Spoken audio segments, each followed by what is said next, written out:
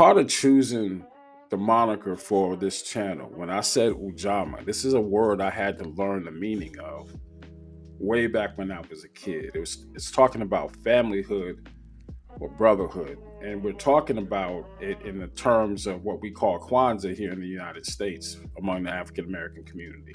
It means cooperative economics.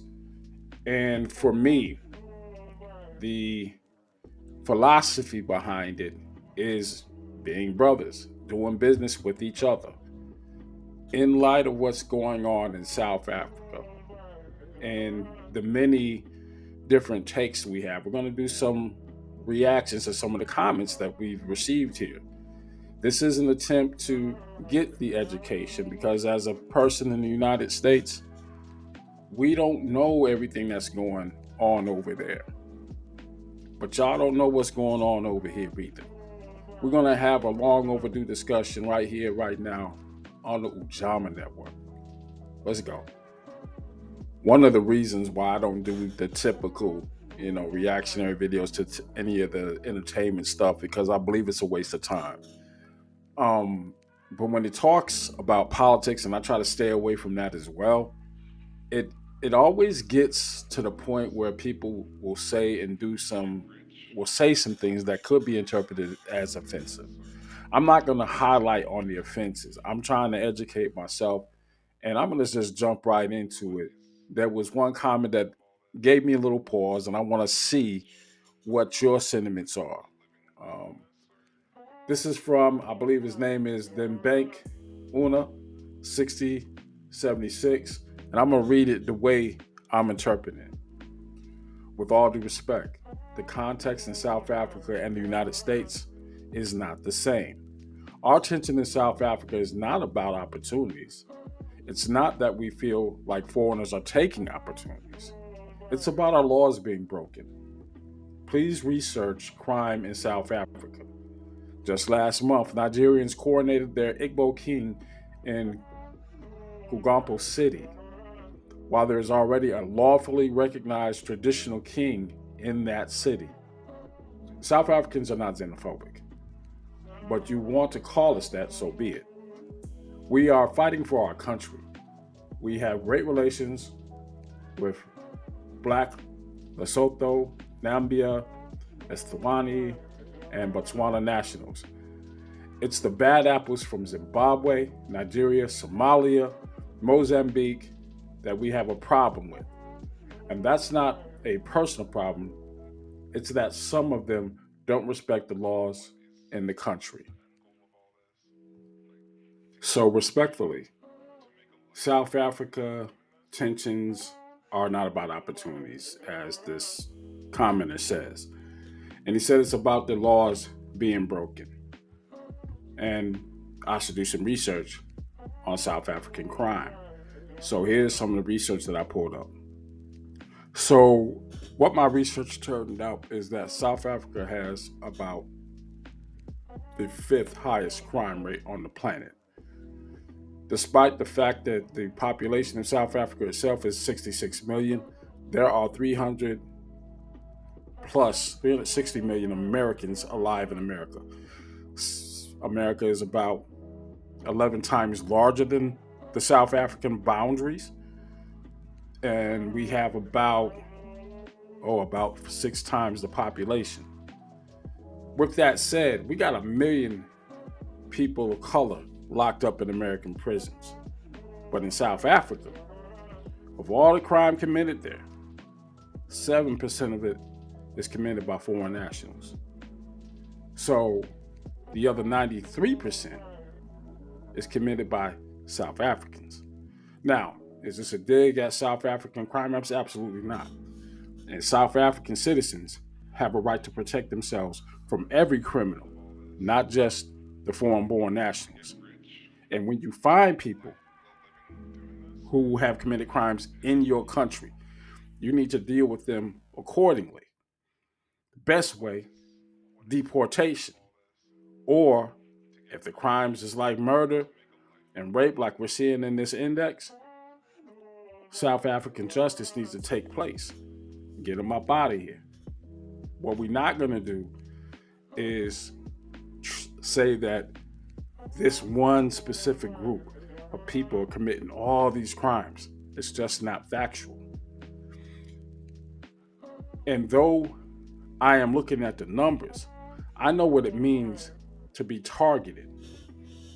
This is why I bring up the numbers of what 13% of the US population that just happens to be black makes up 33% of the prison population. Some of the things that you said, that you're having problems with particular groups of migrants, particularly the Somalians and Nigerians. Okay. In America, there's currently an investigation in Minnesota. There are about 250,000 Somali-born nationals living in the United States. Currently, our immigration process is attempting to deport a vast majority of them. Why?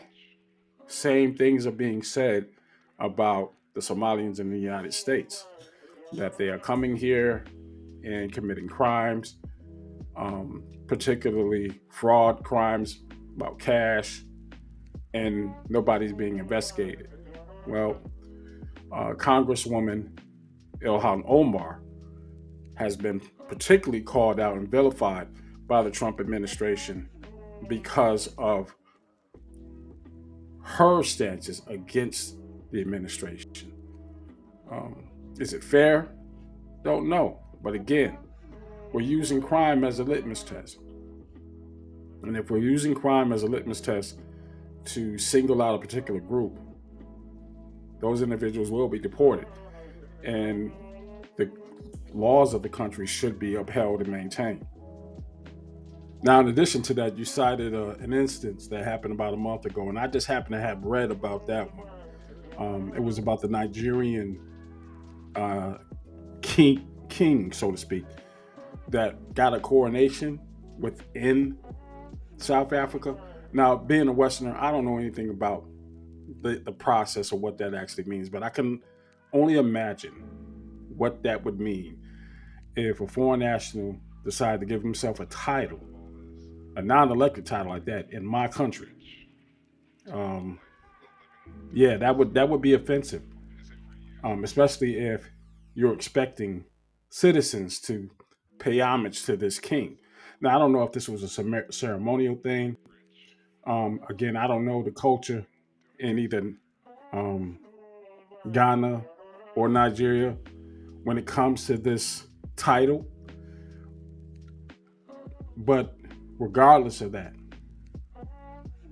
that coronation is a snapshot of what happens in South Africa.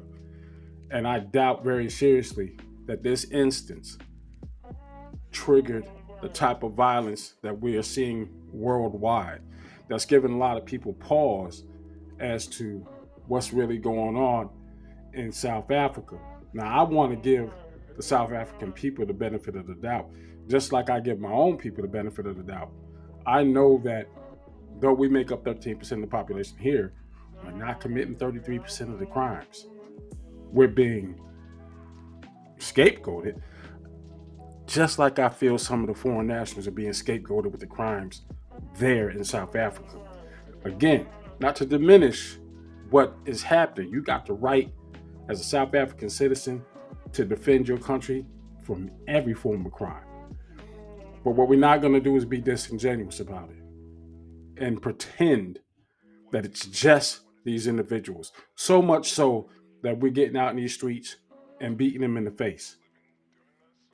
It's just it's just not looking good. It's not a good look at all. So again, being xenophobic, I sense that probably using that word probably, you know, offended you. And if that's the case, it's not my intent. But the word applies. When you specifically go after a particular group of people based on their national origin, that in itself is a crime. The only thing we have like that in the United States is racism, where particular groups of people, particularly African Americans, are associated with crime, whether it's true or not true. It's one of those things where you start associating um, negative things to a group of people, whether it is found or unfound. The perception of that people is that they're all that way. And I hate these all or nothing arguments, especially when it comes to people being victimized. Consistently, we want to stand up for all people. And the goal of this channel is to educate. Because unlike what you said, it's not about opportunities of why South Africans are so ticked off at foreign nationals not obeying their laws. So it's not about opportunities, despite the reporting that we're all seeing around the world. It's saying about your laws being violated. The number one driver of these crimes, and why people commit crimes, other than the violent crimes that we're seeing in this report, is money. What this channel is all about is growing your money. And there's a particular uh, form of income that we're driving here, which is crypto. Now, the problem I think that I'm going to have with trying to get this message over to South Africa, I don't know what the infrastructure is like. And if we're being completely honest, if your electrical infrastructure is not up to snuff for a vast majority of the population, like there's no computers, there are no cryptocurrency accounts, not good enough electricity, no internet, whatever's going on there, this conversation may not reach the people I want to reach. I want to see people gain access to generating income for themselves, so some of those crimes can be offset. Because if you're making money, you're not out here committing crimes. And that's the goal of this channel. I give tutorials on just that thing. The driver of a lot of these crimes, outside of violent crimes, or why people feel so detached and angry, is usually because they broke. And we have to work on that together. That's brothers. Ujamaa. That's what it's about. That's all it's about.